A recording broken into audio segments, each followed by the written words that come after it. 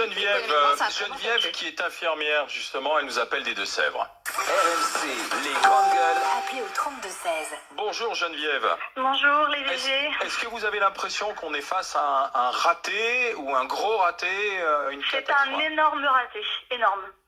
Au début, tous autant que soignants, on savait pas trop, on prenait ça pour une grippe. Puis après, dans le Grand Est, quand même, concrètement, les soignants ont commencé à être vraiment dans la merde. Ils ont tiré la sonnette d'alarme. Mais comme d'habitude, le gouvernement n'a absolument rien écouté. Jamais. Quand est-ce que le personnel soignant est écouté concrètement? Déjà, à la base, jamais. Quand c'est arrivé dans le Grand Est, que les infirmières ont commencé à dire qu'ils avaient des patients qui mouraient, qu'ils étaient débordés, que les hôpitaux débordaient. Là encore, ils n'ont rien fait. Les mesures n'ont pas été prises. Je voulais bien entendre au début qu'on ne voulait pas tirer trop la sonnette d'alarme pour pas alarmer les gens. Simplement, le français n'est pas plus immortel que l'italien. Et là, aujourd'hui, on est dans une situation où il tire la sonnette d'alarme, où Macron est passé en mode martial. Mais c'est trop tard. Il fallait écouter les soignants, les professeurs, tout ça, je veux bien. Mais comme vous l'avez dit, vous aussi, beaucoup de gens ont commencé à voir qu'il y avait des problèmes. Ils ne nous ont pas écoutés.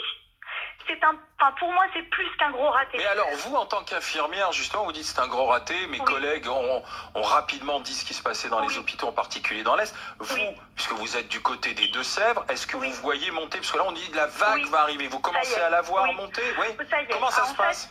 En fait, moi, on a commencé à voir des lits se mettre sous scellés. Notre direction ne nous disait rien. On a pêché les infos au niveau des réseaux sociaux. Je veux dire à quel point vraiment on s'est senti un peu dénigré ou voilà, la chair à canon quoi. Aujourd'hui, j'ai des lits des lits Covid, c'est-à-dire dans mon unité, moi ça y est, qui vont ouvrir lundi. Je travaille en médecine, j'ai des pneumopathies, des gens positifs à la grippe, chez qui on ne fait pas de tests. On a arrêté de faire les tests partout parce que voilà, on voulait pas alarmer, minimiser. Franchement, quand je vois le nombre de cas qui sont annoncés à la télé, c'est du foutage de gueule. Je peux vous jurer que si là, aujourd'hui, on teste mes patients, on teste le personnel qui travaille, je suis presque persuadée que plus de la moitié seront positifs. Bah oui, bien sûr. Je travaille avec des masques FFP2, je suis de nuit. Pendant 10 heures, je travaille en médecine avec des gens qui me crachent, qui me toussent dessus. Mes masques sont périmés. Périmés, vous m'entendez, périmés.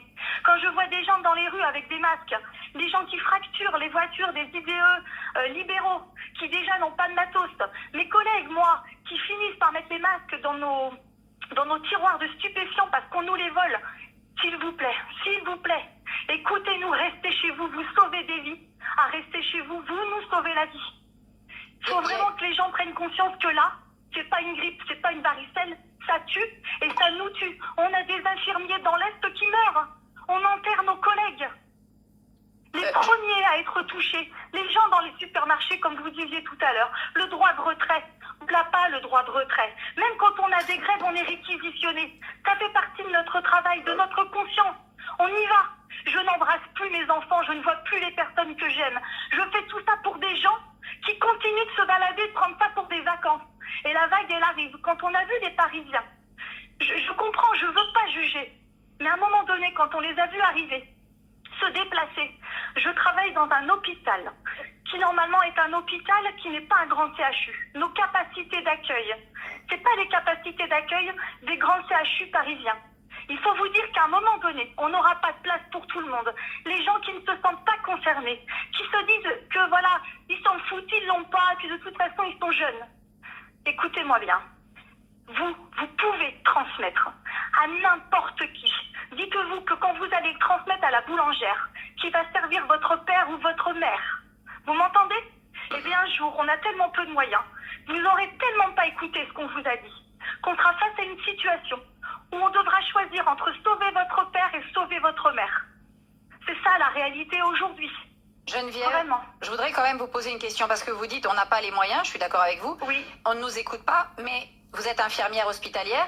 Oui. Ça fait 1 an que vous hurlez dans le vide avec le collectif Interurgence, le collectif Interhôpitaux. Cette crise-là, c'est une crise terrible qui vous frappe, mais le manque d'écoute et le manque de moyens, il dure depuis des années et des années à l'hôpital public. Geneviève. Mais vous vous rendez compte, j'ai une infirmière, je suis de l'hôpital où l'infirmière de psychiatrie a été tuée, madame. Dans mon service, Il manque déjà 10 infirmières. Voilà. 10 infirmières pour burn-out parce qu'on n'en peut plus. On commence un plan blanc avec 10 infirmières Il y a de de la moins. réquisition d'ailleurs. L'infirmière qui a été tuée, elle a même pas mérité une minute de silence. On n'est jamais écouté, on est pris pour de la merde, madame. Et Oui, aujourd'hui, je la sais. merde, elle est là pour sauver les gens. Vous savez, quand je vois les gens là, qui applaudissent à leurs fenêtres, enfin, ça nous fait du bien, je veux le dire. Ce week-end, enfin, en début de semaine, je travaillais les pizzas Domino's. Vraiment, enfin, ils ont fait un truc, ça nous a presque fait pleurer. Je suis désolée, je suis émue, mais ils nous ont livré des pizzas. Parce qu'au lieu de jeter les stocks, voilà, ils font un geste pour nous. Ça nous fait du bien. Et vous savez ce qui nous ferait vraiment du bien?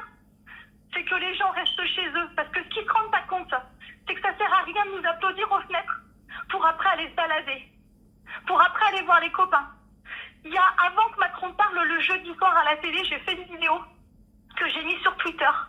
Parce que déjà dans le sud, à côté de Montpellier, des écoles étaient déjà mises en quarantaine.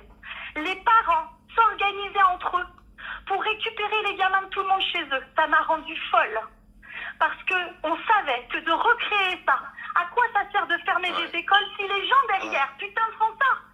Tout ce qu'ils n'ont pas compris, c'est pas des profs qui étaient en grève, on fermait pas des écoles pour une grève de profs là. On fermait des écoles parce qu'il y a un danger, parce que ça tue. Et les gens aujourd'hui, ils n'ont pas compris que ça tue. Et nous, personnel soignant, on n'a pas les moyens. Normalement, les masques qu'on me demande d'utiliser, c'est les masques que j'utilise pour mes patients qui sont en isolement de tuberculose. C'est des masques récents. Sauf que là, ben ouais, il n'y en a pas. Ben ouais, parce que rien n'a été anticipé. Ben ouais, parce que le gouvernement n'a pas écouté. Donc rien n'a suivi. Aucune directive derrière n'a suivi. Donc on nous colle des vieux stocks de masques. Tu vois, Étienne, ils n'ont pas été détruits, nous, nos vieux stocks de masques. Hein. On les Vous a. les avez gardés? Eh ouais, ils sont périmés de 2001. 2001. Ils sont périmés? 2001. Geneviève, s'il fallait Il est fort, ce témoignage. supplémentaire au-delà